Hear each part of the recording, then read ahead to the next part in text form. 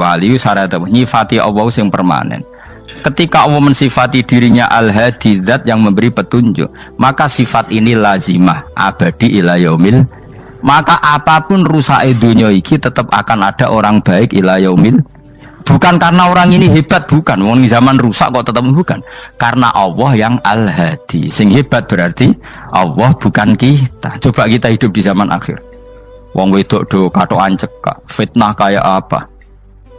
Kayak apa fitnah kita di zaman akhir? Perkara apa dadi fitnah? Jagone ra dadi menteri geger. Nak jenenge dunya. Jadi jenenge dunya, tapi tetep do saleh. Wong ibadah tambah ke kaji lo antri. Dal kaji 36 juta. Indonesia gua antri puluhan tahun. Wa qala ta'ala afa hasibtum annama khalaqnakum abatsan. Afa hasibtum mono to nyangka sira kabeh annama khalaqna mestine gawe ingsun kuwi sira kabeh tak gawe abasan khali ora ana gunane. Masa kamu ngira bahwa penciptaan kalian tuh gak ana gunane? Wa annakum lan nyangka sira kabeh. Wa annakum lan kowe nyangka sira kabeh ilena maring ingsun kowe nyangka latur jauna ora den balekno sira kabeh. Orang yang selalu berpikir bahwa dirinya itu teledor dalam hal taat, padahal Allah selalu baik pada dia. Kalau selalu berpikir gitu, mesti ya tawalladu dadi kalahirna minha sange hadil fikra al haya wisin. Wa hadza tafakkuru tailah mikir yazidu nambe apa tafakkur fi khaufika indal mati sira wedi minallahi sange Allah taala.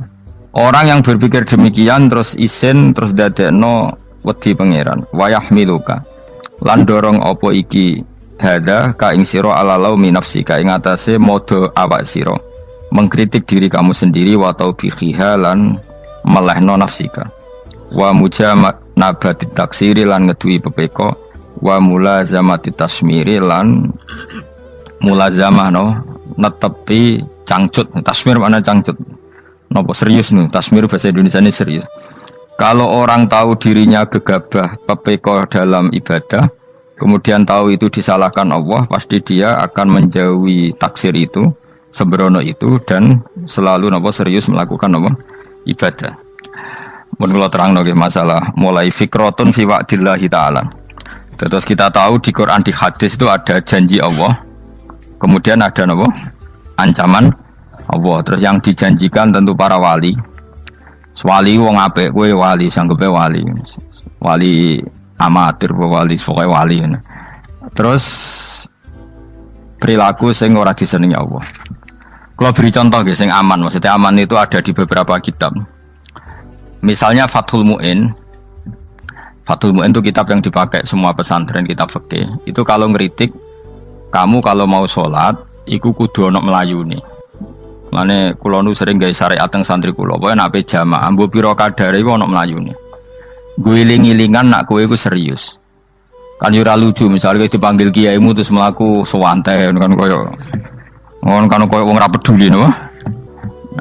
Nah, dawe Mu'in itu sederhana oleh contoh. Karena Allah itu mengkritik orang munafik yang kalau berangkat ke sholat itu malas-malesan. Artinya fal kasal iku min sifatil munafikin. Malas-malesan adalah sifatnya orang munafik. Jadi kena ape sholat terus sampai angop terus rokoknya tindakno sik. Sewantes. Nah iku rondok. Rondok PKI rondok munafik kan. Wae rondok. Mergo sifat itu sifat yang napa? Munafik. Wa idza qamu ila sholati qamu kusala. Kalau mereka berangkat ke sholat itu secara malas-malesan. Nah, kebalikannya orang baik itu wasari'u ila maghfirati rabbikum. Kalau ada sesuatu yang potensi menjadikan maghfirahnya Allah itu kesusu cepet-cepetan. Ngan rata-rata kiai nak melaku iku banter. Guling-gilingan nak menuju barang apik iku ketok serius. Nah kiai kok mlakune lon-lon kemungkinan nek ra di dhuwit ya ketuan. Ora pati iso ngaji, jare sing anteng-anteng kuwi ana makonane, paham no? Sekali-kali nek ngaji pas marung ana tat ngaji mlayu nganti nabrak-nabrak wong. Iku insyaallah luwih keren apa? Tapi yo ngawur nganti nabrak-nabrak. Kalau cerita, dadi mulane kadang wong khusuk ora wali, Mas. Kowe nu angel dadi wali. Mergo nek ampe ngaji ku angop niku ora wali-wali. Mulane iki mareni terakhir iki mareni ya. Jadi tumak nina itu ada batasnya, enggak boleh tumak nina fil khairi. Kalau kebaikan kudu wasa riwono kesusun. Sebagian ayat kebaikan diredaksen Allah fafirru ila wa firru ku melayu. Jadi kan apa ngaji kok lon-lon pejama itu gak seru, kudu napa? melayu. Ono melayu nih, ono unsur cepet-cepet. Mulane kadang wong anteng ra dadi wali-wali mereka kenemenen. Paham ya? Ini peringatan ke wong Solo mbek Jogja nih. Nah bab iki ape wong Madura. Tapi nak hadis la takhdhab ape wong Solo mbek Jogja. Dadi kok plus minus apa? Madura soleh lah kandhani la takhdhab itu paling abot. Aja gampang muring-muring. Paling abot. Lan kula di santri Madura kathah. Tak kandhani pantangane hadisnya Madura la takhdhab. Mergo Madura paling susah nak disuruh menahan muring-muring. Nah wong Solo Jogja nak kon kesusu ra gelem. Ngalon-alon waton kelakon Muhammadan. Saiki jog ngaji dirubah no. Sing wong Jogja koyo Ruhin barang Melayu, sing wong Madura ora apa? Ora emosi. Jadi ya enggak apa-apa, memang kita tidak pernah sempurna. Nah, kula wong Pantura radi seneng miso wong Pantura niku. Mergo belah no. Tapi ini penting kula aturno, makanya ndak ada ibadah yang Nabi itu tidak kesusu. Bahkan saking kesusunya Nabi itu pernah ada kejadian dan ini enggak bisa ditiru secara fikih. Saya ulang lagi ini enggak bisa ditiru secara fikih. Ada air itu kira-kira ya hanya sekitar 100 meter. Tapi saya ulang lagi ini nggak bisa ditiru secara fikih. Nabi itu tidak wudu, tapi tayamum yang dekat sama debu di dekat kamarnya Nabi. Itu riwayat yang memang nggak bisa ditiru tapi harus dibenarkan. Ketika Nabi ditanya kenapa engkau tidak menuju air itu, jadi saya tidak yakin sampai air itu. Padahal saya kesusu nang suci. Jadi saking inginnya Nabi nang suci itu sudah yang dekat tayamum saya tayamum. Tapi saya ulang lagi ini nggak bisa ditiru secara fikih. Karena kamu tidak akan hadir kayak Nabi. Makanya ini tak peringatkan kamu kan tidak akan hadir. Meniru aku kira iso, meniru Nabi itu baru iso. Iso Gus nak niru yang jajal mau kitab koyo aku nak melengkar kabeh. Jadi Nabi pernah ngalamin itu ya. Jadi itu nggak sampai 100 meter ada air. Mungkin nggak sampai 50 meter bahkan. Tapi Nabi itu pas panik, mungkin saking hadirnya pada Allah ingin posisi suci, itu tayamum. Ketika ditanya al amru asra'u min dzalik, urusan bisa lebih cepat timbang itu. Saya pernah ngalami seperti itu tapi tidak se ekstrim tayamum. Wudu pakai aqua, pakai. Jadi saya pernah di mobil, kemudian saya pas usul mobil tak suruh berhenti terus saya wudu pakai air aqua. Padahal ya dekat masjid ya dekat. Karena kadang tadi kepanikannya orang-orang dekat Allah itu beda. Itu pokoknya butuh asro, butuh melakukan sesuatu yang cepat. Ada contoh lagi yang lebih ekstrim. Ada ulama punya baju dua. Karena orang Arab kalau pakai pakaian kan celana terus sarung baru jubah. Makanya orang Arab itu biasa pakai lafaif berlapis-lapis pakaiannya. Ya pastinya pas kondisi ideal itu biasa lafaif. Ya kayak saya misalnya kan nggak pakai kaos karena orang priayi kan mesti pakai kaos baju. Cuma saya nggak pernah pakai jas, udah nganten malah repot. Kalau disungkan, kalau di jas kuatah kan. Gara-gara dianggap kiai roto-roto nak ngaji kan aku jas. Karena jaluk kan nggung kiai. Wah bingung, bos ngekek iku niat sakake, Gus Baik ora jas ora kelar tuku tapi ya ora ro. Niate elek bape ya ora ro. Kemungkinane iku nganggep aku ora kelar tuku terus ngekeki. Itu berarti suudzon yang terlembagakan. Kemungkinannya ya saking takzime wae kepengin kiai ini duwe jas. Utawa kemungkinan ini Gus Baik lu mau ben dikekno wong ra jelas-jelas ya. Enggak ngerti dan ndak perlu dikonfirmasi ben supaya ngamal. Lah kiai ini apa lagi wudu wong Arab lagi adus ning hammam. Hammam iku pokoke dhisik kan ana pemandian umum sekarang sama lah di. Pas di pemandian umum itu beliau ditunggoni santri nih, mulai dulu ya memang ada adat ya kalau kadang dia tindak itu tidak ada santri nih. Aku ragam jaran Mustafa, lah melakukannya gede malah loro kabeh. Jadi bandara itu sing roh terminal A1 ya aku, dek nih tiket ya aku lebih derek no, malah aku sing derek no akhirnya sembrono. Seloro kabeh tidak. Apa ya roh? Swarga ya roh, dek ini sebenarnya nak tuntun ya roh. Singkat cerita, si kiai tadi dengar, Fulan saya minta baju karena yang miskin ini di dalam kamar mandi itu mestinya ya udah. Kiai sudah di kamar mandi, itu bilang ke santrinya, Cung baju itu kasihkan satu sama yang minta tadi. Terus kata santrinya, ya Syekh, Halla badaan ghusal tambok kamu jangan ke susu. Kamu mandi dulu, engkau mandi dulu baru ngasih. Terus kata beliau, hati saya pas itu ingin ngasih. Setelah mandi saya selesai, mungkin hati saya sudah rubah, ada ingin apa? Ngasih. Jadi cepat itu imma takut mati, sehingga kamu tidak sempat melakukan kebaikan. Wa imma takut rubah. Apa? Takut rubah. Kan iso wae pas adus karena mungkin lagi seneng-senenge kena banyu, lumo. Barang 200 medit. Kan yo ora roh. Wah anak pas lomo lakoni wae engko kan iso medit. Atau pas sampai lomo wis mati. Potensi jadi kita ini mengejar waktu mati dan mengejar berubahnya pikiran apa? Berubahnya apa? Pikiran. Pokoknya walhasil dalam semua kebaikan teksnya Quran itu fafirru ilallah, lari. Firor itu maknanya apa? Lari. Itu yang saya minta lah. Jadi apa tradisi tertentu. Tapi memang tradisi tumak nina itu bagus. Saya hormat sama orang Jogja, Solo, Magelang itu hormat. Tradisi tumak nina itu bagus. Tapi kadang kenemen. Karena ada momen di mana kita harus ke susu. Misalnya kebakaran kan ke susu. Kalau takut kebakaran saja kita harus ke susu, apalagi ini kebakaran rokok, spring, itu lari. Ya, jadi ini kita harus fair. Makanya guling-gilingan. Saya tuh kalau manggil santri kok kurang lari itu tak marahin. Bukan karena saya ingin bikin syariat. Kalau mau jamaah gitu, sa'i samu kudu mlakune iku beda. Makanya sa'i itu kan maknanya melaku kecil. Itu hebatnya Islam. Tawaf itu kan yang 3 kali pertama itu disuruh romal itu lari-lari apa? Kecil. Sa'i juga sama. Itu guling-gilingan kita ndak boleh sowan pangeran dingin-dingin saja. Emang kalau loh. Cara pangeran terus ana wong tawaf mlaku mbek angop terus santai. Iku bangune apa ibadah. Kangen aku ta ora kok saenake dhewe. Nek melayu kan seru. Apa? Senajan wis ketemu pangeran Gusti paringi sugih wis ngono lah pokoke. Ya ora kurang ajar melayu ku susu jebule jaluk ya apa? Sugih. Ya eling-eling ya. Jadi ini kula suwun lah. Tapi ora 100 gebut mlaku 120 iku ngawur nek iku. Pokoknya ana kesusune lah. Entah berapa kadarnya itu ana. Mergo istilah pangeran apa wasari'u bergegas lah. Ya apa? Makanya Nabi dulu pinternya gitu. Ada Bani Sulaim, Bani Ghifar itu punya adat tumak nina. Itu sama Nabi dipuji. Adat kamu bagus tumak nina, tapi dikurangi tumak ninahnya kalau dalam kebaikan harus ke susu. Ada daerah yang temperamental. Dikandani Nabi la taghdab. Ya sama seperti di kita kan. Orang Madura di bab musyawarah ahlal khairat mungkin bagus, tapi di la taghdab kurang. Orang Solo, Jogja di tumak ninah bagus, tapi di musyawarah kurang. Jadi makanya ini barokahnya ngaji ya dirubah sidik-sidik. Maksudnya yang plus minusnya itu dirubah. Karena saya belum pernah menemukan tag orang baik itu diredaksikan tenang, tapi semuanya redaksinya apa? Wasari'u itu apa?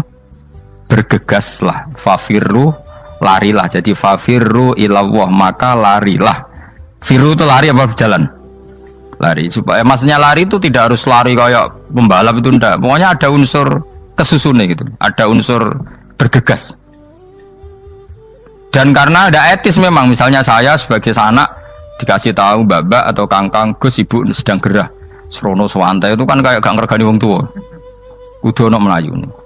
Nah di sini ini maka diredaksikan di semua riwayat Nabi itu kalau jalan wa idza masa, Nabi kalau jalan itu fakaan namayan hattu min sobabinir takoh. Semua dibak menerangkan apa Nabi kalau jalan itu seakan-akan turun dari tangga. Maknanya cepet. Fakaan naman hatto min sobabinir takoh. Jadi Nabi kalau jalan itu cepet. Ya dong ini ya. Paham ya? Ngiling-ngilingan. Nah, ciri utama berpikir secara Qur'ani adalah apa? Kamu mencari sifat-sifat wali Allah. Dan ternyata sifat wali-wali Allah itu musyaroah ilal khairat, kalau melakukan kebaikan ke susu. Dan sifat orang munafik itu kalau melakukan kebaikan bermales-malesan. Wa idza qamu ila sholati qamu kusala. Sehingga kata Fathul Mu'in, kalau kamu sholat kudu ono kesusune, ono nasate, guling-gilingan kamu biar tidak berkategori munafik. Karena orang munafik kalau wa idza qamu ila sholati qamu kusala, kalau sedang mau sholat malas-malasan. Nah intinya gitu, cara jadi mufassir, cara jadi pemikir Quran yang baik apa? Sifatnya orang baik dikumpulkan, kemudian kamu ingin diri itu. Sifatnya orang buruk kamu kumpulkan, kemudian kamu menghindari sifat itu. Misalnya Allah cerita Fir'aun. Fir'aun itu penyakitnya apa? Istagna, merasa kumoluhur, merasa tercukupi semua. Itu sifatnya apa? Fir'aun. Tapi sifatnya orang baik itu ya Yuhannasu antumul fuqara'u ilallah. Sifat orang baik adalah merasa fakir, merasa enggak siapa-siapa di depan Allah Subhanahu wa taala. Sehingga keangkuhan itu sifat Fir'aun, merasa fakir, merasa enggak siapa-siapa adalah sifatnya orang baik. Makanya nadumanya Habib Abdul Haddad masyhur itu. Ana abdun soro fakhri dimna fakri, itu yang sering dinyanyikan, dilakukan para wali-wali itu apa? Ana abdun soro fakhri dimna fakri. Jadi ana uta ingsun abdun kawula. Soro ingkang dadi apa fakhri kebanggaan ingsun iku dimna fakri mergo fakir ingsun. Jadi saya ini hambamu ya Allah, yang sebagai kebanggaan saya adalah saya selalu butuh kepada Engkau. Karena ciri utama orang jelek adalah hidup seakan-akan nggak butuh sama campur tangannya Allah Subhanahu wa taala. Kalau saya punya uang pasti senang, punya jabatan pasti senang. Saya jadi menteri mesti beres semua, saya jadi gubernur beres semua. Merasa bisa semua itu min sifati Fir'aun, itu sifatnya Fir'aun. Tapi kalau kamu jadi menteri, jadi gubernur, saya tidak siapa-siapa tanpa pertolongan Allah. Saya kiai pun tidak bisa apa-apa tanpa pertolongan Allah. Saya orang baik pun tidak mesti dijamin baik terus tanpa pertolongan Allah, sehingga selalu la haula wala quwata illa billah. Saya bisa menghindari maksiat ya karena Allah, bisa melakukan taat juga karena Allah. Nah, orang yang seperti ini itu jenenge ana abdun soro fakhri dimna fakri. Saya ini adalah hamba yang menjadi kebanggaanku adalah karena saya selalu fakir, selalu butuh kepada Engkau. Ini penting kalau terangkan, jadi supaya orang terbiasa. Dan kalau seneng ngaji ini paling seneng. Kenapa saya ngaji seneng? Karena tadi kebaikannya Allah, nikmatnya Allah saya omongkan, sehingga dengar orang banyak bahwa Allah itu baik, Allah itu zat yang kita tuju, Allahu Somad. Jadi kalau saya jadi wali karena di kamar 40 dino paling terkenal wali, terus wong salam template yo ndongakno, terus untung aku ora untung blas. Lan cara bapak wali be ulama iku mulya ulama, wali iku nak terkenal wali paling banter wong sowan nggo gula, sing untung ndekne. Tapi kalau ulama menerangkan kebaikan, orang dengar semua, akhirnya Islam menjadi siar. Mana bodoh-bodoh tadi wali ulama, ambek wali ku ya dhuwur ulama. Mbok ambek kuwe dhuwur kuwe mergo ora ono makome itu sih. Terbangem kan cepet kaya kapuk, tapi cebloke tok laut. Wong nek ora di makom iku kaya kapuk. Terbangnya cepet, tapi gak tahu jatuhnya di mana. Dieling-eling ya, dados kula suwun sangat. Selama ini adat kita buruk. Nak nyongko anteng apik juga anteng fil khairat. Ketika kebaikan pun respon kita anteng, tidak boleh. Dalam kebaikan harus musaroah, harus apa? Musaroah. Musaroah itu kesusu. Nah itu makanya filosofinya apa? Kalau tawaf pertama juga kon cepet. Sa'i namanya ya sa'i. Sa'i maknanya apa? Lari-lari kecil. Jadi kalau bahasa Arab itu masya yamsi masyan itu jalan biasa. Kalau sa'a yas'a sa'yan itu jalan agak lari. Makanya darani sa'i. Kau oleh sa'i kok leha-leha ora oleh. Tapi aja terus numpak skuter balapan yo aja. Mulai bingung wong saiki. Nah wong sepuh numpak skuter pantes saiki sing nom-nom lah do numpak skuter. Terus nek sing wengkek pasangan suami istri skuteran pun tuaf. Aku wis kodho malaikat ing barno aja tampa. Mangkel wong. Lagi ini sing hafal Quran ngalim diselipi ya perkara ade kono kanggo skuter. Aduh maten. Ijek enom nak tuwek tak malu. Ijek enom kan. Iku wajib mbok pasutno kan. Pasute wong fikir mandi yakin. Wah, nak wis yo terlalu senajan sah yo tapi terlalu. Ijek enom. Padahal bualah pan sruwet mesti. Iya karepe Arab Saudi ngono diolehno. Cara kula penguasa Arab sing tuwek tok mati tak oleh sing nom-nom tutuki ngono. Tapi yo pancen yo sanak saya sah sekedar sah. Tapi terlalu. Mosok sowan pangeran nganggo skuter muter. Aduh. Nah, sembrono. Yo coba lakoni ku awas yo. Kecuali guys tuwek mati wis ngono. Tuwek tok rame mati yo aja. Aneh-aneh. Ya maksudnya kesusu orang ngono iku. Tok budi wae. Wa minha anta tafakkar nggih. Eleng-eleng nggih, wae-wae nggih napa sifatnya orang baik yang di Quran itu kita pelajari, lalu kita tiru. Misalnya sifatnya orang baik termasuk apa itu? Ala inna auliya Allahi la khaufun alaihim wa lahum Tidak pernah punya rasa takut, rasa gelisah itu harus kita tiru. Karena kalau kita punya rasa gelisah itu biasanya lama-lama agak ridho, bek kodok, kodar. Itu kudu ceria. Lu kalau sebagai manusia sering susah, tapi saya paksa, susah itu saya hilangkan.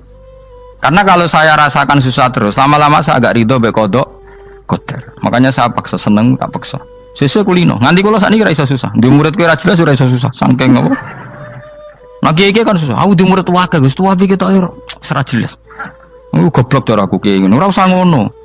Zaman akhir ono wong ngaji go kitab wis hebat. Ono ngrungokno ngaji wis hebat. Ono ora paham tekone majelis wis hebat.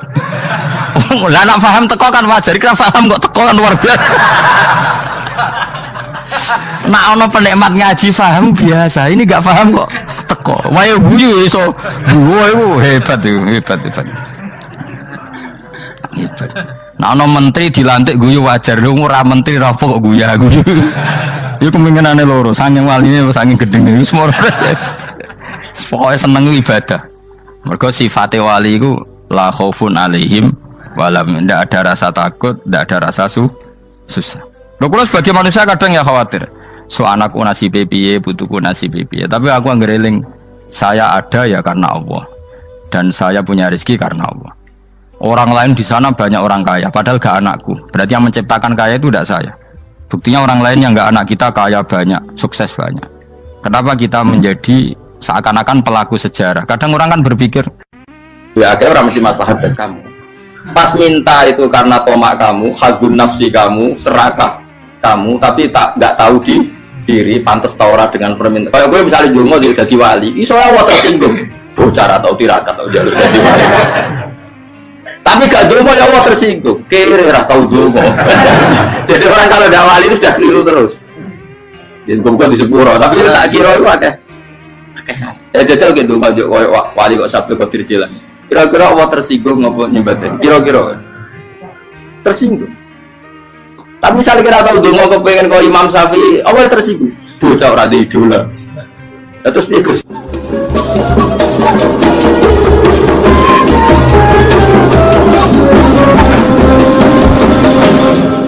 Artinya gini loh, ketika manusia mengatakan mampu, itu ada sekian hal yang manusia itu tidak ikut melakukannya, tidak ikut menciptakannya.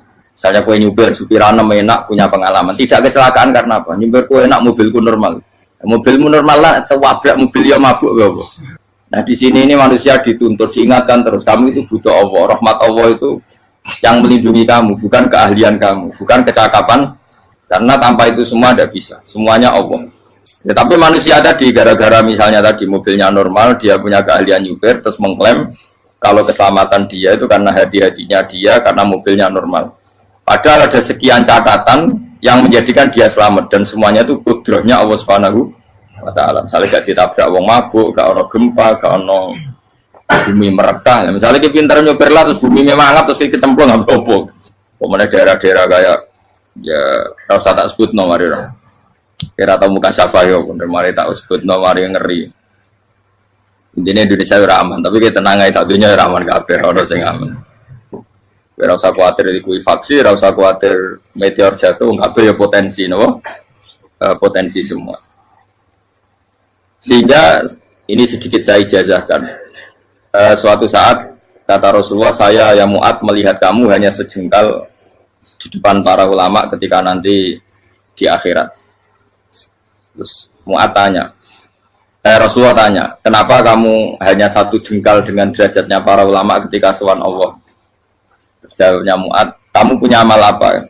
Terjawabnya Mu'ad, ya Rasulullah, saya tidak pernah melangkahkan satu kaki, kecuali saya tidak pernah yakin apa bisa melangkahkan kaki yang satunya. Dan saya tidak pernah mengunyah satu makanan, kecuali saya juga tidak pernah yakin apa bisa menelannya. Dan saya tidak pernah bernafas satu nafas kecuali saya tidak yakin apa bisa nafas berikutnya. Saking dia tergantung ta'aluk semuanya sama kudrahnya Allah Subhanahu wa Ta'ala. Lalu kita ini kan sok. Kalau makanan sudah di depannya kayak pasti bisa makan. Kalau dia sudah sehat jalan seakan-akan pasti bisa meneruskan. Padahal 0, sekian detik gue melaku dihantam mobil ya selesai. Misalnya stroke ya selesai, tidak bisa jalan. Sehingga para wali-walinya Allah itu orang yang filah gotin min lahadotagi, setiap kedipan dia, setiap perilaku dia itu hanya ta'aluk ambil Allah Subhanahu wa ta'ala.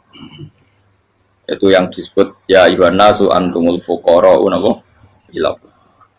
Nah, kemudian resiko makom ini, ya semua makom tak ada resikonya. Resiko makom ini itu biasanya dia lupa doa. Kenapa lupa doa? Karena doa itu terdefinisikan. Tak wari ilmu hakikat, harus rumah serah paham lah, tak ulang no. Ya resiko ilmu saya ingatkannya. Ilmu itu kan ada dua. Ada ilmu yang karena didefinisikan, dan itu akhirnya menjadi masalah. Sebenarnya ilmu itu tidak perlu definisi. Kedua, ilmu yang kita rasakan.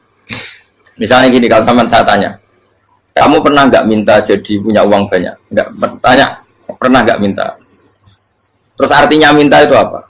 Terus kita mendefinisikan, menengadahkan tangan, bilang ya Allah, saya minta uang banyak, saya minta ingin beli mobil. Itu namanya apa?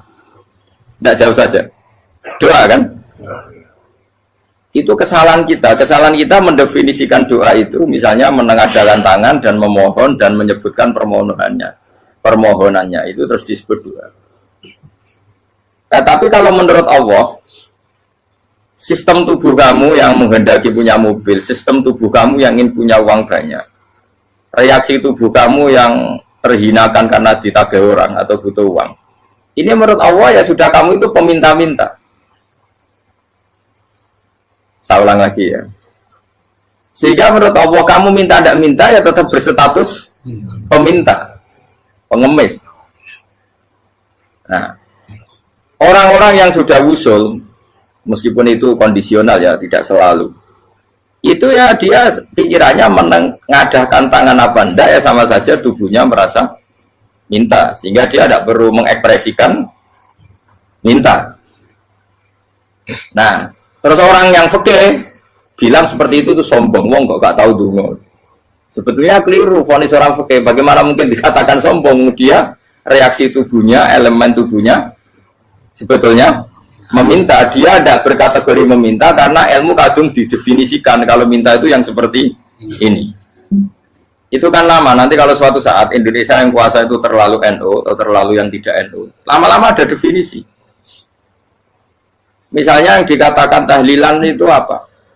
Ya bid'ah, Nabi tidak pernah tahlilan. Sahabat tidak pernah nahlilin Nabi. Malah nanya kaji Nabi jadi tahlil. Mana nih tahlilan jalukno sepuro mayit, kaji Nabi jalukno sepuro. Sehingga dengan tradisi itu tahlil itu masuk definisi bid'ah. Karena nggak pernah dilakukan sahabat dan para tabi'in.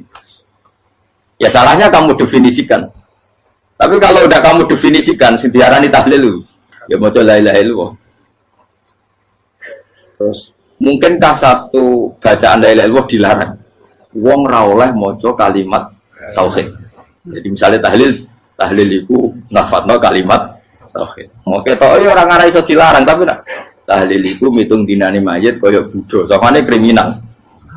Enak. Ya sudah seperti itu. Makanya banyak orang salah itu karena ilmu kadung didefinisikan.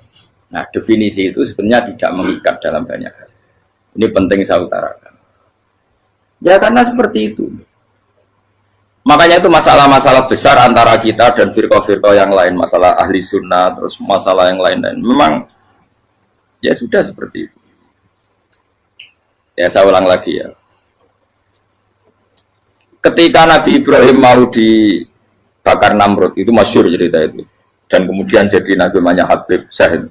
Habib Syahid itu sebetulnya hanya ngutip Habib Abdul Haddad. Jadi syair itu sebenarnya ada di Diwanul Haddad. Apa? Diwanul Haddad. Diwanul Haddad itu syair-syair Abdul Haddad ketika beliau usul, beliau mukasyafah. Terus bagian dinyanyikan Habib Syahid terjadi populer. Saya ulang lagi ya. Tubuh kita, misalnya kamu lapar, perut kamu kan mereaksi minta makan. Andaikan kamu itu Tuhan, kan kamu tahu bahwa perut kamu itu minta makan. Tanpa kita bilang ya Allah saya minta makan, Allah tahu kalau reaksi tubuh kamu minta makan. Sehingga orang yang tidak minta pun asal makomnya makom yang ikror, mengakui kalau dia butuh, ya namanya sudah minta. Tapi fikih kadang mendefinisikan sing darane minta itu hanya madhep kiblat terus menengadakan tadi dan sebagainya. Ya sudah kita sebagai orang pengikut ya yang ikuti fikih, yang ikuti tasawuf sebetulnya itu definisi yang sepihak. Sehingga ketika Nabi Ibrahim mau dibakar Namrud, masyhur itu cerita itu. Beberapa hari mungkin bulan-bulan orang disuruh Namrud cari kayu sebanyak-banyaknya. Ketika kayu sudah terkumpul mungkin satu lapangan, Ibrahim mau dibakar. Pegawai Namrud itu bingung caranya mencalok Ibrahim. Mereka saking gedene napa? Api. Nak dicalok ke ado itu ratok tengah. Nak diparekno itu kepanasan. Masyhur. Terus setan zaman itu orang akeh dadi setan tenan. Saya kan duplikatnya sakit, jadi setan rata muncul. Wong duplikatnya wis napa? Akeh. Singkat cerita setan itu muncul pura-pura jadi manusia terus ditemukan manjane. Manjane kayak semacam ketepil besar yang jadi mana dari kiai-kiai ketepil haram, mereka penemunya setan. Jadi ini tuh. Tapi nak manjanik penemunya setan itu betul. Walhasil terus dibikinkan satu manjanik semacam ketepil besar terus Ibrahim dilemparkan ke api lewat apa ketepil tadi idenya siapa setan. Nah ketika di tengah api itu unik,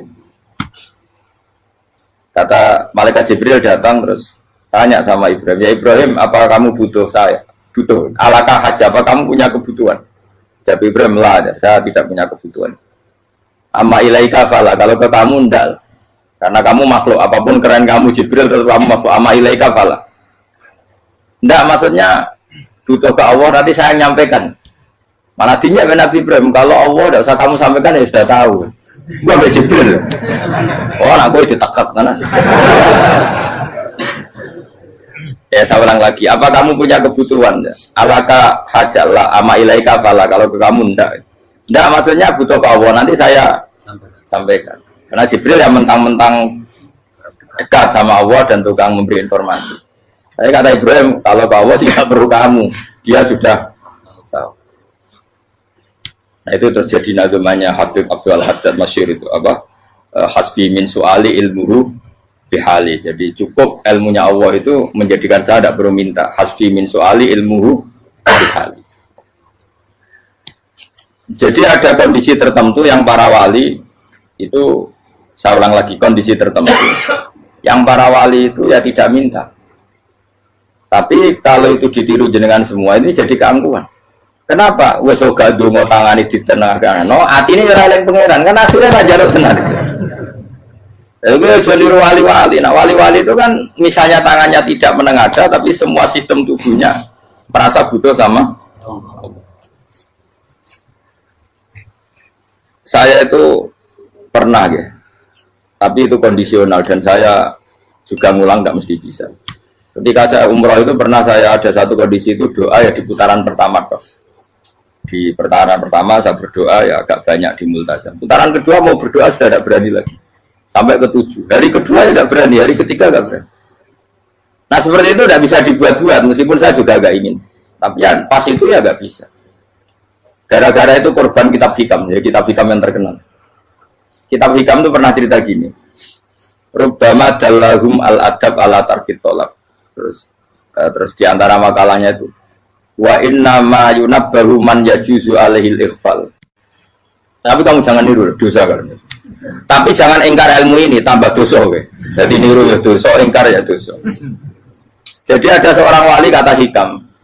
Kadang-kadang seorang wali itu mau doa diulang itu sungkan.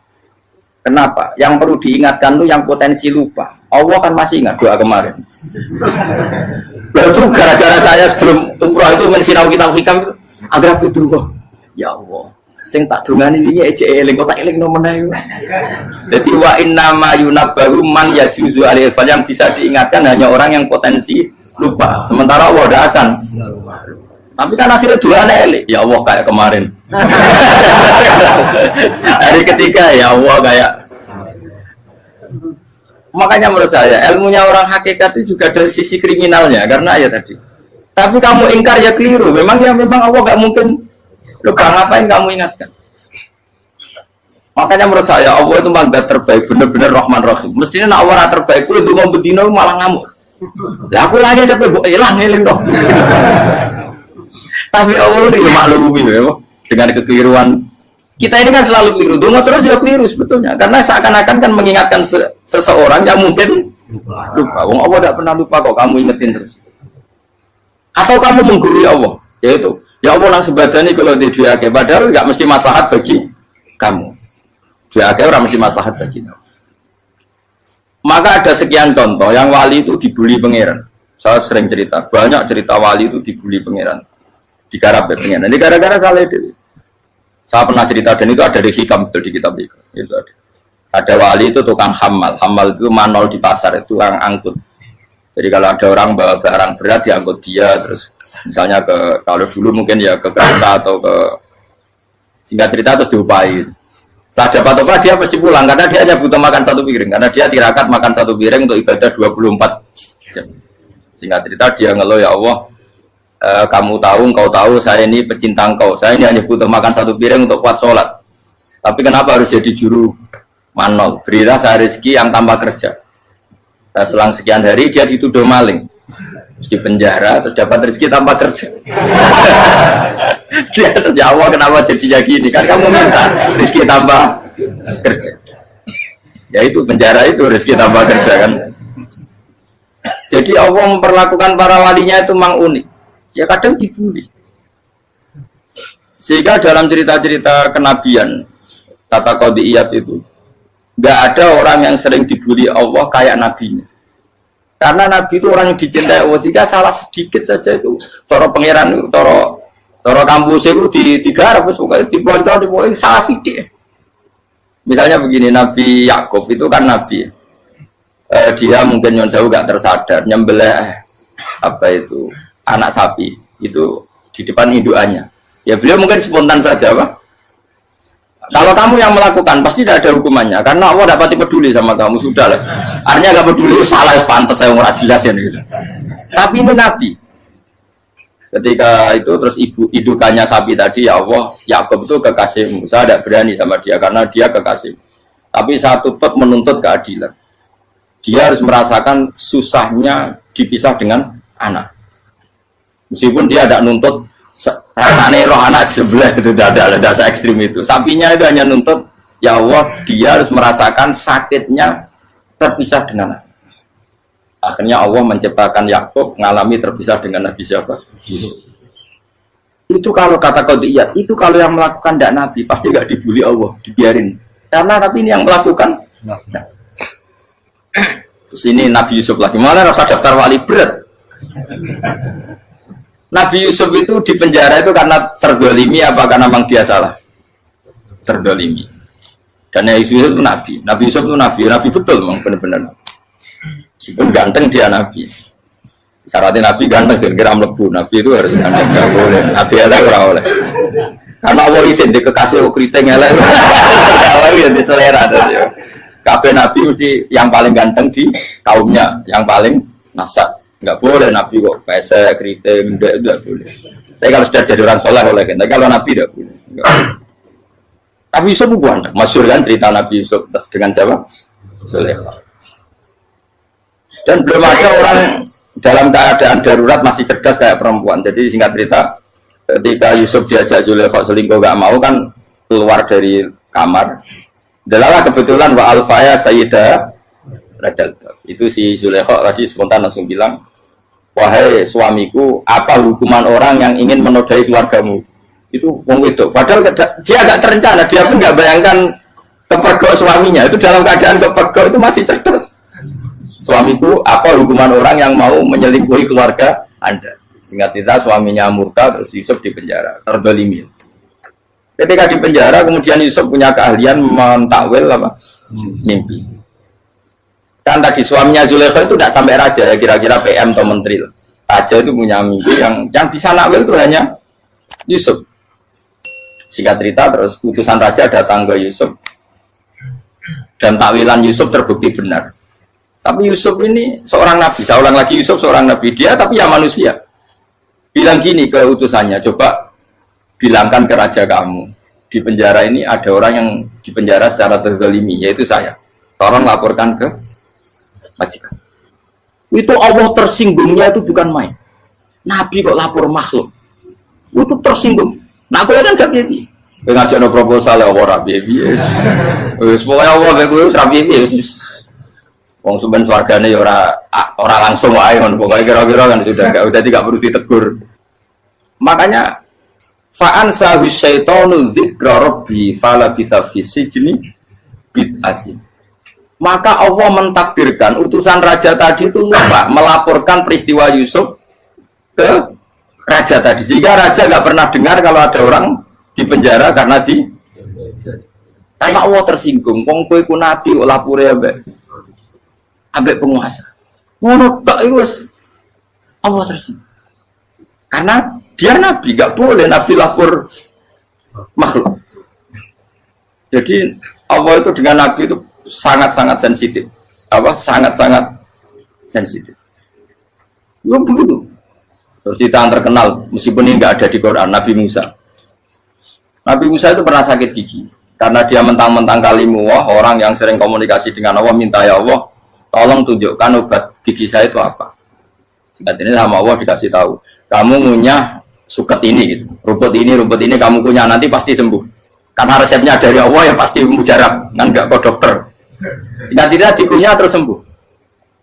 Suatu saat dia sakit gigi lagi, nggak konsultasi lagi karena masih punya resep tadi kopian apa resep. Nah, dia datang nyari suket yang sama dikunyah tambah sakit. Tanya sama Allah, ya Allah ini kan resepnya yang sama, kenapa tambah sakit? Kata Allah, kamu itu kekasihku. Orang nak sing ngobati ku aku ra suket sembrono. Semenjak itu Nabi Musa pernah resep lagi sudah. Andaikan tuh kamu, pasti Allah juga nggak tersinggung. Makanya kata Qadiyah, kenapa para nabi sering ditegur itu bukan karena Allah murka, nabi itu beda. Jadi kesalahan kecil atau apa-apa yang menurut kita ada salah itu untuk nabi salah. Makanya di ahli sunnah ada kaidah apa? Mimba bi hasanatil abror sayyi'atul muqarrabin. Pernah dengar kaidah apa? Mimba bi hasanatil abror sayyi'atul muqarrabin. Sesuatu kalau dilakukan umumnya orang itu hasanah atau kebaikan, tapi kalau dilakukan para nabi itu salah. Karena apa ya, saking dekatnya dengan Allah. Saya ulang lagi apa? Mimba bi hasanatil abror sayyi'atul muqarrab. Jadi nabi itu beda. Nah, para nabi itu orang-orang yang mengalami fikir yang doa resmi kayak siapa tadi? Definisi fikir ya sering. Kayak definisi orang tasawuf yang sering. Sehingga ketika Nabi berdoa, ya memang secara disiplin ilmu yang namanya berdoa ya minta Allah dengan mengadakan tangan. Ketika nggak berdoa, karena Nabi sadar Allah tidak perlu diingatkan lagi, pasti masih ingat. Jadi dua-duanya benar terus. Makanya Nabi itu lam yazal fitaroki, Nabi itu selalu naik derajatnya. Karena pas minta ya benar, pas tidak minta ya. Tapi kamu jangan niru dosa kan. Tapi jangan ingkar ilmu ini, tambah dosa. Jadi niru ya dosa, ingkar ya dosa. Jadi ada seorang wali kata hikam, kadang-kadang seorang wali itu mau doa diulang itu sungkan. Kenapa? Yang perlu diingatkan tuh yang potensi lupa. Allah kan masih ingat doa kemarin. Lalu gara-gara saya sebelum umrah itu mensinau kitab hikam, agar aku turun. Ya Allah, sing tak dungani ini aja eling, kok tak eling nomornya. Jadi wa inna ma yunabbahu man yajuzu alil fal, yang bisa diingatkan hanya orang yang potensi lupa. Sementara Allah tidak akan. Tapi kan akhirnya doanya elik, ya Allah kayak kemarin. Hari ketiga ya Allah kayak. Makanya menurut saya ilmunya orang hakikat itu juga dari sisi kriminalnya, karena ya tadi. Tapi kamu ingkar ya keliru. Memang Allah nggak mungkin lupa, ngapain kamu ingatkan. Makanya menurut saya Allah itu mandat terbaik, benar-benar Rahman Rahim. Mestinya nak Allah terbaik itu mau bedino malah ngamuk. Ya aku hanya tapi gue hilang dong. Tapi Allah itu maklumi ya, dengan kekeliruan. Kita ini kan selalu keliru, dungo terus ya keliru sebetulnya. Karena seakan-akan kan mengingatkan seseorang yang mungkin lupa. Wong Allah tidak pernah lupa kok, kamu ingetin terus. Atau kamu menggurui Allah, yaitu ya Allah langsung badani kalau dia diake, padahal nggak mesti maslahat bagi kamu. Diake orang mesti maslahat bagi kamu. Kalau kamu turun terus, pas minta itu karena tomak kamu, hadun nafsi kamu, serakah kamu, tapi nggak tahu diri pantas taura dengan permintaan. Kalau gue misalnya dulu mau jadi wali, soalnya mau tersinggung, bocor atau tirakat atau dia harus jadi wali. Tapi gak dongo ya Allah tersinggung. Kira ora tau dongo. Jadi orang kalau tidak wali itu sudah keliru terus. Jadi kok di sepuro, tapi tak kira itu akeh. Ya jajal gitu maju wali kok sabtu kok dirjilan. Kira-kira Allah tersinggung ngapa nyembah? Kira-kira tersinggung. Tapi misalnya kira tahu dongo kepengen kok Imam Syafi'i, Allah tersinggung. Bocah ora di idola. Ya terus piye Gus? Ya piye kadung salah biasa wis. Wis bakat salah no. Bakat salah. Wis dongane sing gampang gak mesti bener. Rabbana dzalamna anfusana wa lam taghfir lana wa tarhamna lanakunanna minal khasirin. Tak pernah punya kitab dan kitab itu menurut saya luar biasa. Bahkan ketika adu bully itu, adu cara mahasiswa itu kayak pelonconan itu. Nabi sama Nabi pengiran gitu dan itu sekali yang satu salah melakukan disiplin ilmu sampai pengiran itu degradasi. Dan Allah memang mengancam gitu. Kalau kamu melanggar ini, la ahbiton namin diwani nubuah. Nanti la amkuan namin diwani nubuah. Kamu saya hapus dari buku kenabian. Tes-tesannya ya lucu, pilihannya begini. Kata Nabi Musa kan ditanya. Ketika dia khutbah ditanya orang, siapa orang paling alim ya Nabi Allah? Sekarang orang paling alim itu siapa? Nabi Musa jawab, saya kan. Jadi Allah tersinggung karena wong kok berarti ini bodoh. Tapi ada kan Nabi Musa kok jawab Fauzi, salah, tambah salah meneh. Tahun enggak Pruhen, malah salah meneh. Tapi jawab Musa ya salah. Saya Gusti, saya kan. Orang paling alim siapa? Saya. Allah memperingatkan Musa, ada seseorang yang lebih alim ketimbang kamu. Coba kamu harus ketemu dia. Ketemu dengan cerita ketemu Nabi siapa? Khidir. Terus dalam 3 sesi ini, 3 babak ini buli-bulian. Nabi Khidir itu dalam 3 babak ini selalu kelihatan salah.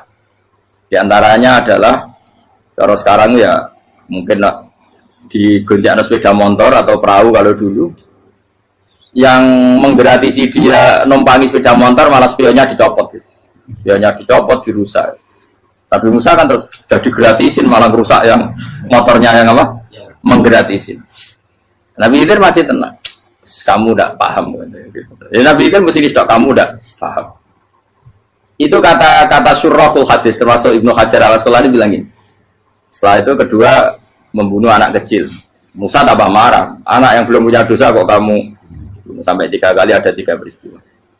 Itu kata surahul hadis. Andai kan Musa kok diam tidak protes, maka dia akan disalahkan Allah.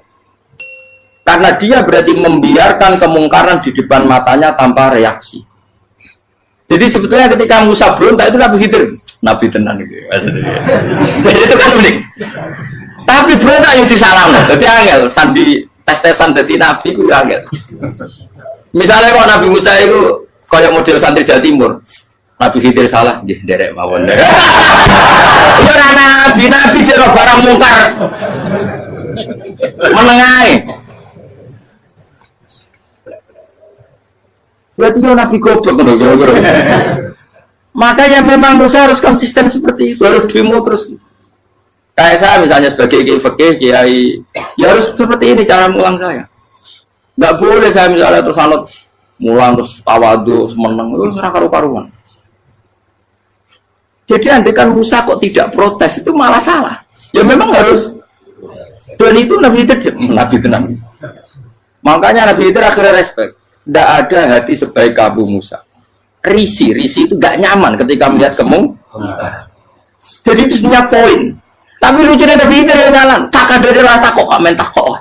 Tapi harus disalah no. Ya aku dari Nabi Musa. Ya jajal, gaya peristiwa meneh aku tak sabar rata kok. Kok jajal nih. Barang dijajal ya protes meneh. Barang protes meneh, tinggal 1 kali kesempatan. Kowe takok meneh, wis ora dadi muridku. Dikasih kesempatan lagi, ya protes meneh dek nomor. Tapi itu justru itu menjadi kelebihannya Nabi Musa karena syarat seorang nabi adalah al-musara'ah ila inkaril munkar kata Ibnu Hajar al-Asqalani. Syarat seorang nabi adalah secepat mengingkari sesuatu yang mungkar. Enggak boleh. Ya toh misalnya kita jadi murid terus gurumu itu gandeng artis atau gandeng penyanyi dangdut. Dia derek mawon. Jadi guru bener gila kok. Tapi kalau orang guru tersinggung, ora hikmah itu. Kan bingung no. Di guru itu kan bingung no. Kalau kayak di guru jadab, orang Jawa Timur apa? Gurumu gandeng penyanyi dangdut. Reaksimu piye? Jadi saya takut. Ayo loh, nak elek kan gak iri. Biasanya nak elek itu nak iri. Kamu Pak. Sing ayu, sing potensi iri. Kira-kira reaksi kamu itu milih derek mawon apa berontak?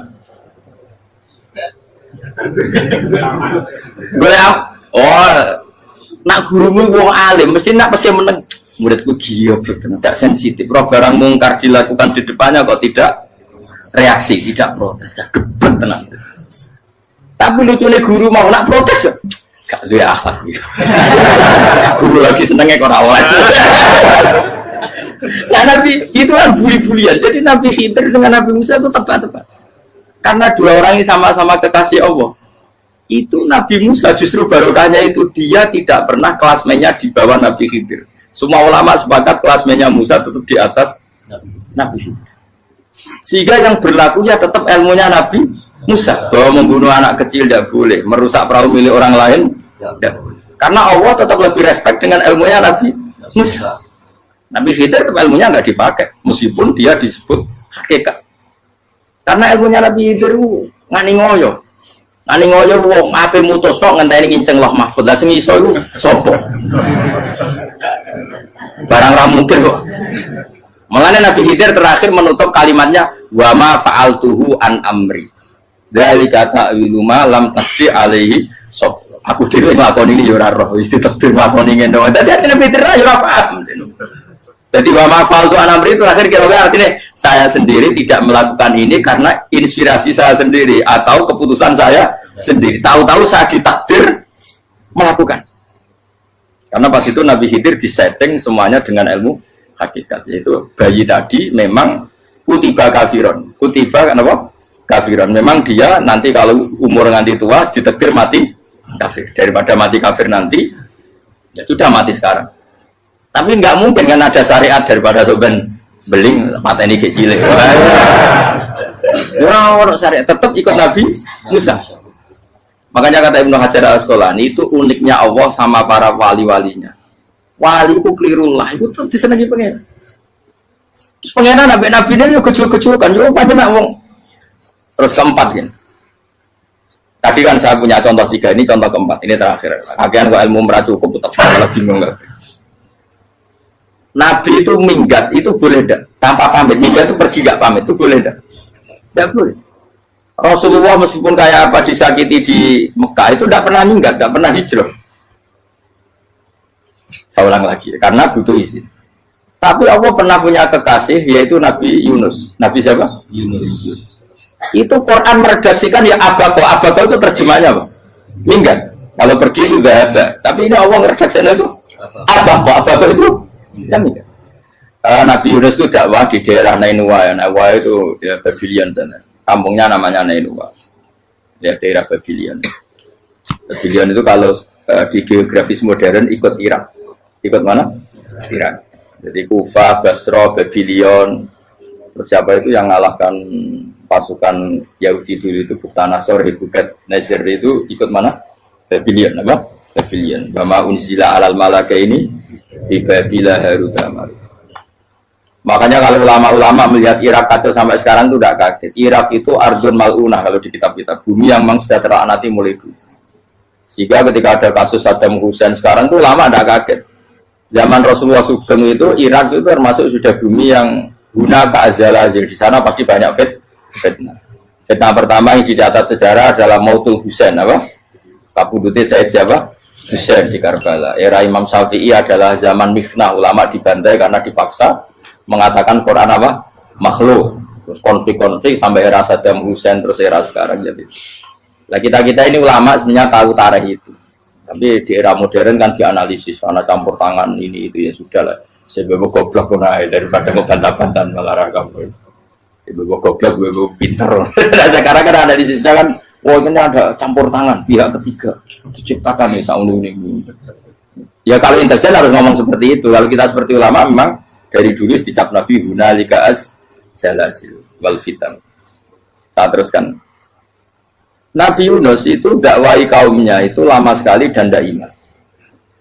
Nah semua nabi kalau kaumnya tidak iman itu diberi hak Allah ngancam akan adanya adab apa? Ngancam akan adanya adab.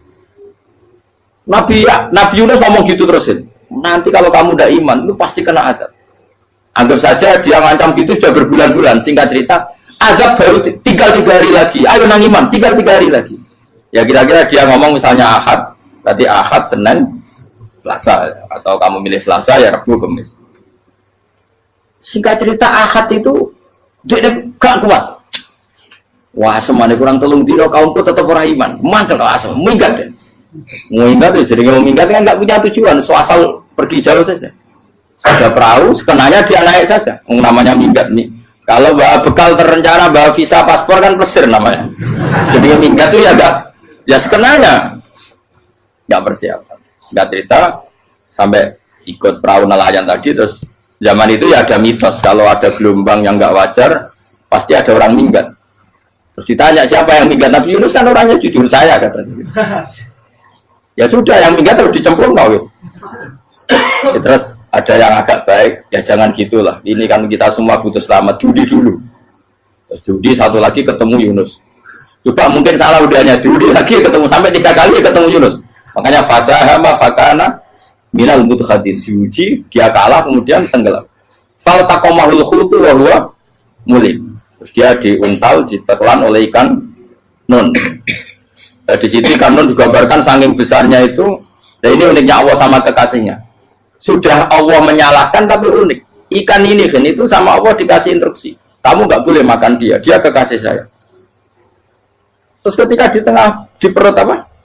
Ikan. Dia kegelapan. Terus Nabi Yunus cita-citanya satu, ya Allah. Kalau saya sumpah diri saya tidak bisa baca tasbih. Hanya sama Allah disulap perut ikan itu jadi masjid. Jadi dia di dalam perut ikan ya santai saja tetap wiridan.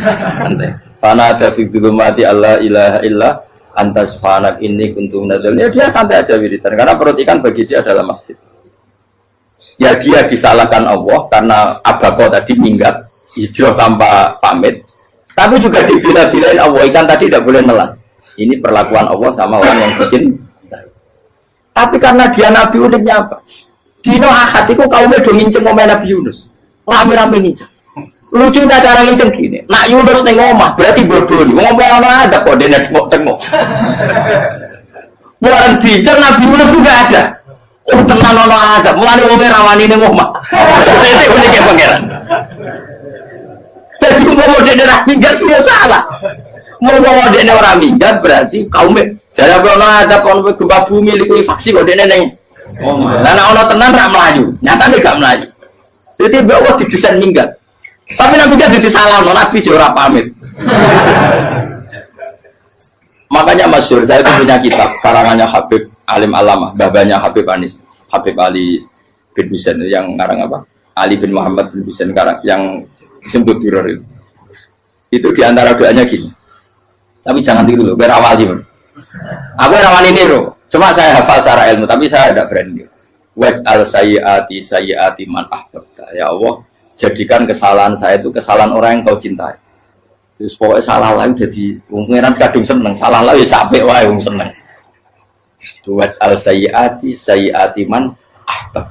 Terus kayak gue lah dimanja wong tuamu, anak paling disayang. Salah wae lucu. Kowe cah cilik.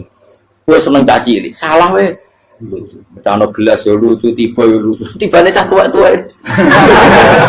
Bro, jelalatan mulane tiba. Nah itu barang kau menginceng omahe Nabi Yunus gak ono wong. Wah, berarti adab mau turun betul. Andai kan adab tidak jadi turun, pasti Nabi Yunus berada di tenang. Wes. Barang mulai malam Kamis, adab itu sudah kelihatan. Ada puting beliung, ada apa sudah jelas pasti ada. Kaum yang lapangan tobat finish secara bal-balan menit-menit apa terakhir. Wes apa benar ditompo tuh berarti. Wes gak sido tak ada wong kowe tobat.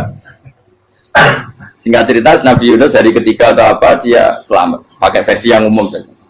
Selamat fal taqamaul khutu bahwa falaula annahu kana minal musabbihin la bi batni ila yaumi yub'atsun. Akhirnya dimuntahkan sama ikan nun tadi terus dia keluar.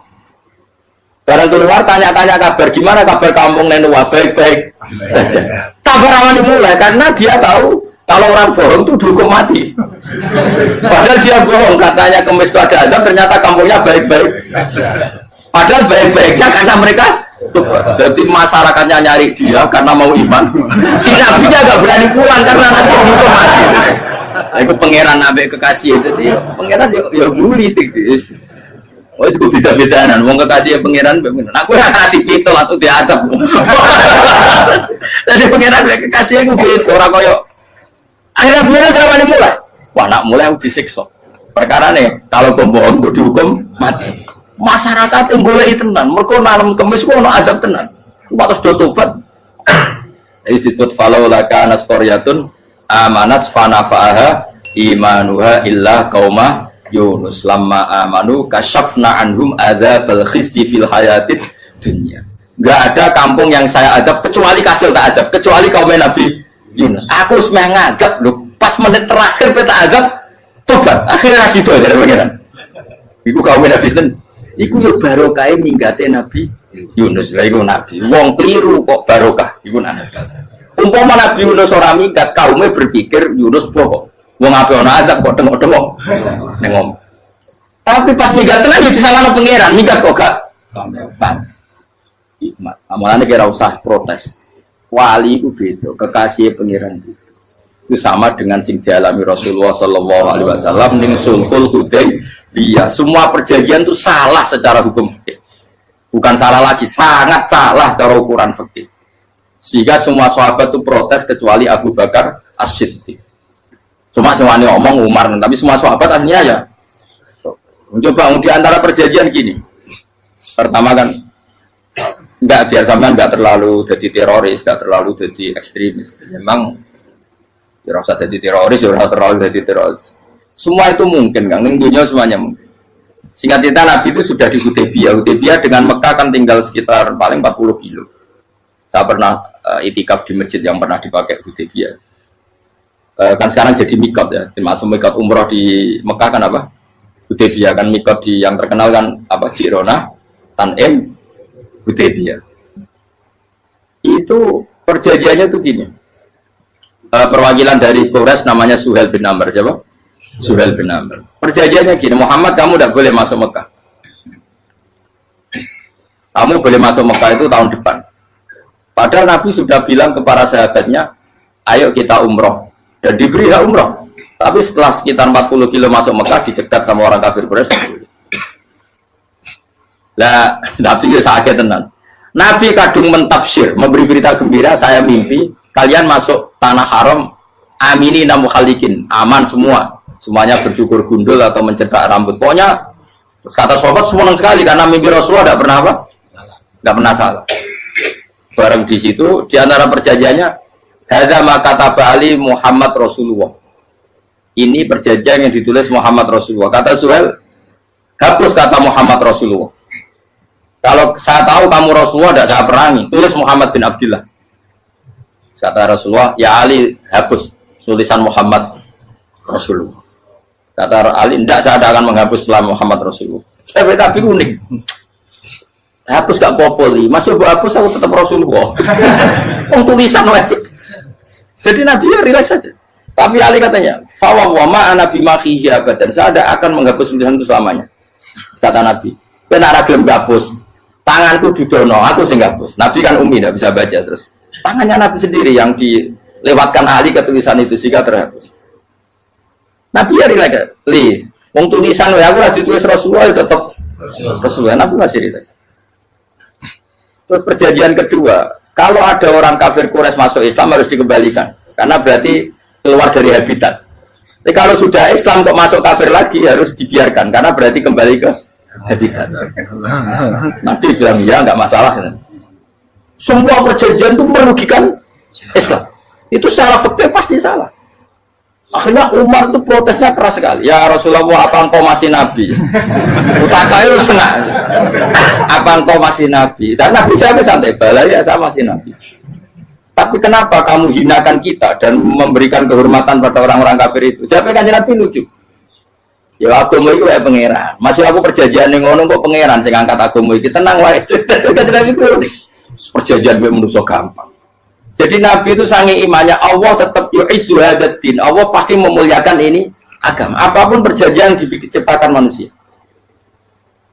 Makanya bapak saya, Mbah Mun, guru saya itu ngaram-ngaram tenan mikir Islam. Islam mbok pikir haram, ono sing duwe. Ben ngono. Dunia rusak kok apa ben tetep Islam ku mulya. Rasa mbok pikir wis keliru-keliru lah perjanjiane dunia keliru lah. Lu coba Uni Soviet kayak apa hegemoninya? Kayak apa kuatnya Uni Soviet? 100 tahun mengkooptasi Uzbek, Tajikistan dan tapi apa bisa menghilangkan keimannya orang Uzbek Ceknya? Ketika Uni Soviet bubar langsung malah negara-negara itu jadi persemakmuran yang negara apa? Indonesia kayak apa? Dikooptasi PKI, jajal Londo 350. Mbah Soleh Darat alim zaman Londo, buyut-buyutku alim zaman Londo. Iku semondok Mekah ya alim. Zaman PKI ada wong alim. Saiki ayo zaman Islam Nusantara apa ono sing alim koyo. Jadi Islam menarik zaman mesti regani negara, zaman di negara negara terus mul. Karena ini agama milik Allah. Punya ketahanan yang luar biasa. Semuanya dari Nabi tentang kayak perjanjian salah lamar. Enggak apa-apa. Inna wa ta'ala a'azza hadati. Inna wa ta'ala la yudhi'u dinahu wa la yudhi'u. Pokoknya pangeran bakal ngembar agamanya orang masalah perjanjian keliru lah. Perjanjian ketiga itu semuanya merugikan Islam. Tapi apa kata Abu Bakar ketika protes Nabi gak dijawab? Datang ke Abu Bakar. Menurut kamu gimana? Jawab Abu Bakar lucu. Makanya ini menunjukkan makanya kenapa ahli sunnah berkeyakinan Abdul Sahabat itu siapa? Abu Bakar. Jawab Abu Bakar. Wes samar, perjanjiannya keliru lah, wes keliru lah. Kita geremeng-geremeng santai geremeng. Tapi la tadkhul bainahu wa baina habib. Kamu jangan masuk wilayah yang itu hubungannya orang yang terkasih sama kekasihnya. Wes gak masuk akal lah semuanya menengah. Ya sehingga ya sudah Allah. Ternyata nah perjanjian keempat ini yang agak Nabi hanya minta gini toh. Itu saya turuti semua, tapi saya minta satu hal kata Nabi. Bolehkan diskusi tentang Islam terbuka. Makanya diskusi terbuka itu baru kata Nabi. Jangan larang orang mendiskusikan Islam. Itu dok mintanya. Oke dari Suwel, diskusi wae pikirannya Suwel kan, diskusi wae. Enggak masuk Islam, diskusi. Jangan larang orang yang membicarakan Islam secara terbuka. Ada kata terbuka dari Suwel, oke enggak masalah. Itu dok yang itu pun enggak jelas menguntungkan Islam apa? Enggak. Akhirnya apa yang terjadi? Darun Nadwa, tempat-tempat pertemuan, cara saat ini gerdu, gedung parlemen, semuanya itu diskusi. Sajane Muhammad itu sopot, konsep Islam itu, dan semua yang cerdas juga. Sajane ya benar Muhammad. Membawa tuh banyak giok tenan. Banyak giok tenan waktu kok di. Terus nak Yahudi ora bener bisa, Nasrani ora bener pengiran atau. Wah diskusi. Sesuai hasil diskusi sepakat. Jadi tetap bener Muhammad. Jadi bener Muhammad. Akhirnya hasil diskusi itu akhirnya mereka membatalkan perjanjiannya sendiri. Perkara itu baru kayak apa? Malah Nabi ketika balik di Medina, Umar sempat protes yang dalam. Oke ya Rasulullah, saya terima konsep Anda, tapi saya menyisakan satu pertanyaan. Jadi jenengan ini ana ayat sing nurjuna la tadkhulunal masjidal haram insyaallahu aminina muhalliqina ru'usakum. Lah kok nyatane ra sida mlebu Mekah malah kita terusir kembali lagi ke Medina. Lha iku Nabi agak lucu ngendikan. Mar, ning ayat iku ora gak ono taune. Apa ono ayat iku tahun iki sing ngaten tahun iki ra kuwe. Jadi Nabi yo ora ono taune. Dadi ora ono taune kok tahun iki dhewe kan kira-kira. Ayat itu kan kalau tahu nih kemarin saya kira nafsiri tahun ini. Mau suatu saat kamu akan masuk Masjidil Haram. Tapi kan kalau tahu deh ayat. Apa di ayat itu ada tahunnya Umar dan Allah bilang tahun ini ya enggak ya sudah kalau nggak ada tahunnya ya, pokoknya mesti kapan-kapan terjadi. Tapi rasa itu. Kalau suka rugen kan kalau tahu nih orang saya. Mau aku tuh nggak suka tapi tampung tahu. Usah suwi. Nah. Akhirnya apa yang terjadi? Ada diskusi masif di Mekah. Setiap yang cerdas, setiap Nabi tanya, Abu Sufyan siapa? Nabi mau komentar gini, sama siapa teksnya? Misluhu la yajhalul Islam. Kalau Islam sudah didiskusikan, otak secerdas Ikrimah bin Abi Jahal, secerdas pasti tidak bodoh tentang Islam. Maknanya pasti akal yang waras memilih Islam. Wah, akhirnya Islam jadi masif. Ya sudah karena Islam sudah masif, tokoh-tokohnya cenderung Islam, akhirnya perjanjian itu dibatalkan sendiri. Akhirnya waro'aitan nasa yadkhuluna fi dinillahi afwaja. Akhirnya mereka berbondong-bondong masuk. Itu artinya apa? Nabi udah perjanjian cara fikih keliru wae, cara fikih cara dzahir keliru wae, tetap barokah. Karena karena punya hubungan khusus dengan Allah Subhanahu wa taala. Makanya la tadkhul bainahu wa baina habib. Itu kan kayak ya sudah seperti di pangeran. Makanya Sayyid Ali itu soal pusing tiduran nak donga di antara doanya wa al sayyiati man ahbabta. Jadikan ya Allah kesalahan saya kesalahan orang yang engkau cinta.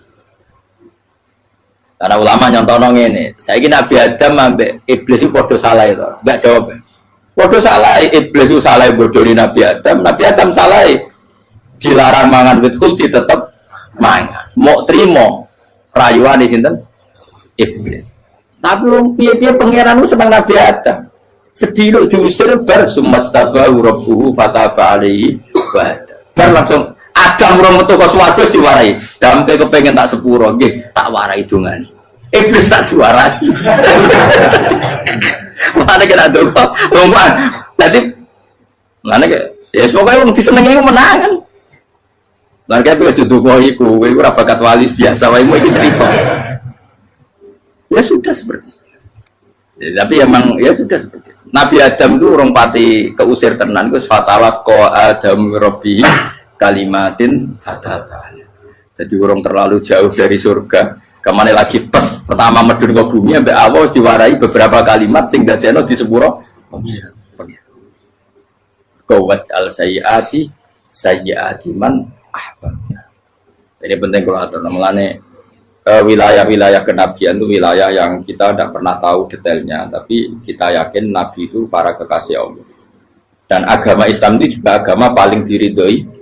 Maka di zaman apapun, kecewa apapun dengan perjanjian dengan negara maupun dengan dunia, Islam tetap dihormat pangeran. Itu ora usah kuat. Mikir Islam ku keliru. Nangit mayu oleh nak mikir keliru. Agamane pangeran kok pikir.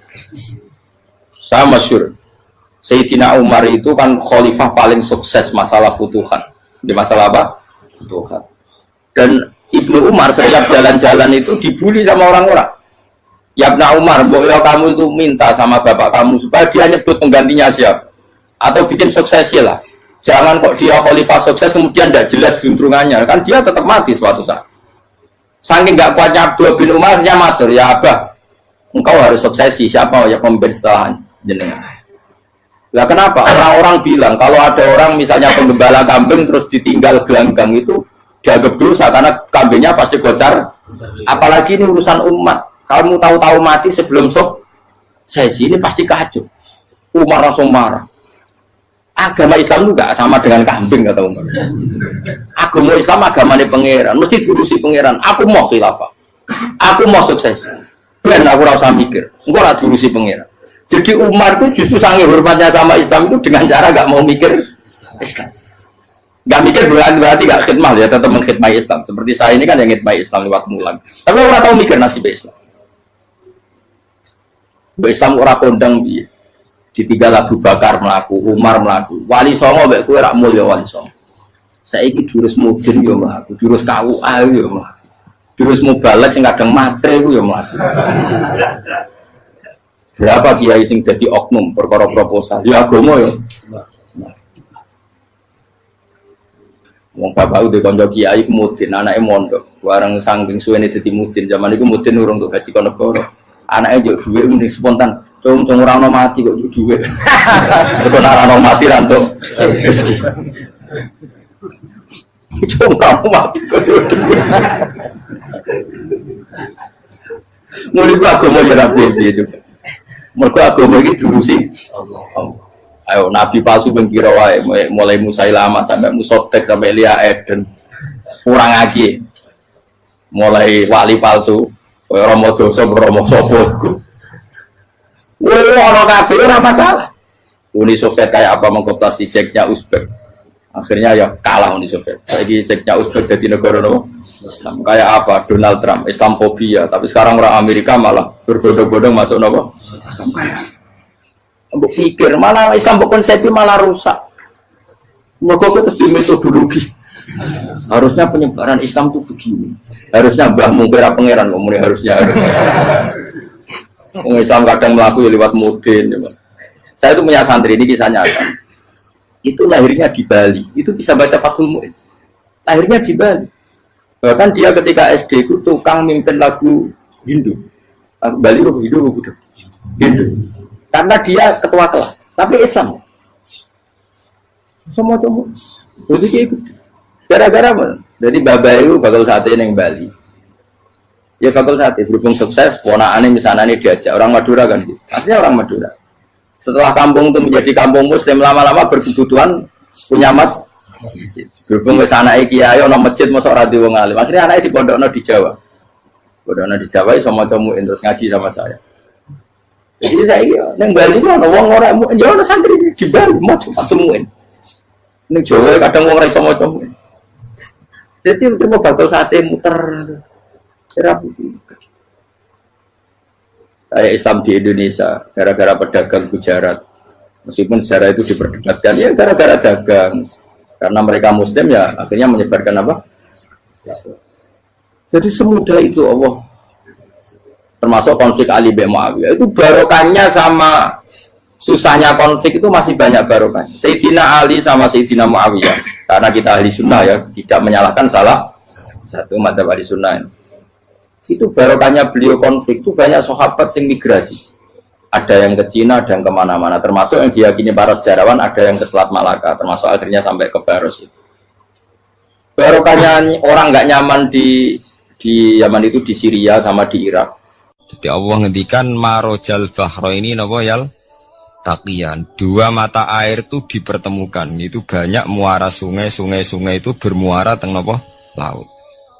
Kados kali Kapuas, kali pundi-pundi ini sawangannya bermuara teng laut. Yaltakian di sawangannya ketemu, tapi itu semua hanya firoil apa? Ini dalam pandangan. Kulo nate banyak ngaji tenggene kitab-kitab karangan Imam Rozi. Imam Rozi itu ulama tafsir besar ingkang menjelaskan posisi Quran sebagai wahyu yang berkarakter bahasa. Jadi Quran ini wahyu, dia mesti bener. Tapi piye wae Quran itu bahasa. Ini rungaken ya. Jadi Quran piye wae napa? Bahasa.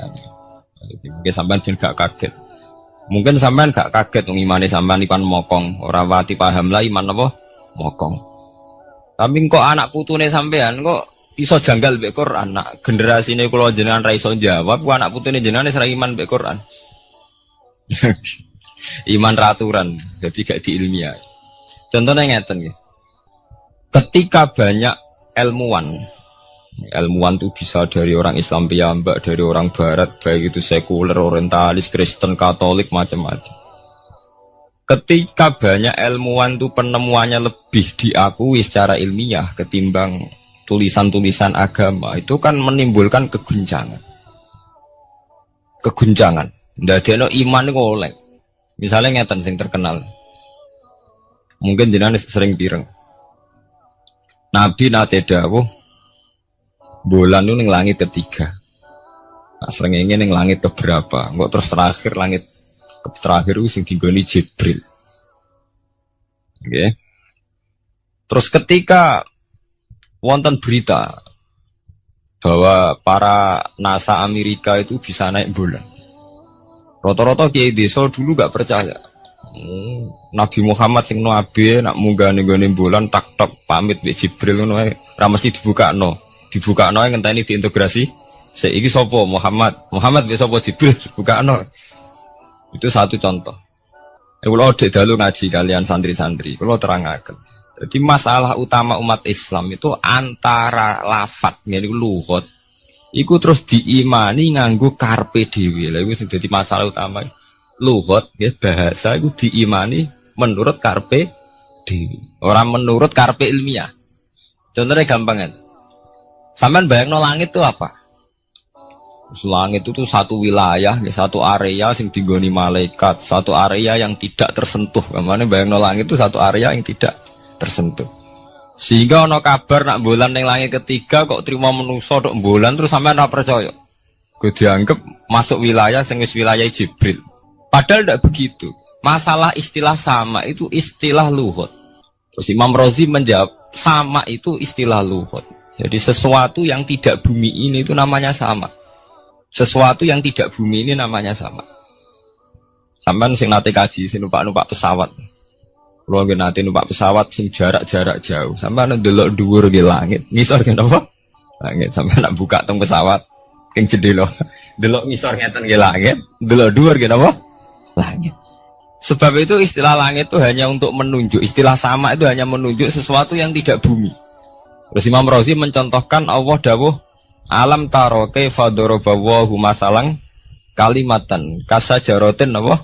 Thayyibatin asluha sabitun fil ardi wa far'uha napa fis sama nggih asluha sabitun napa fil ardi wa far'uha napa fis sama.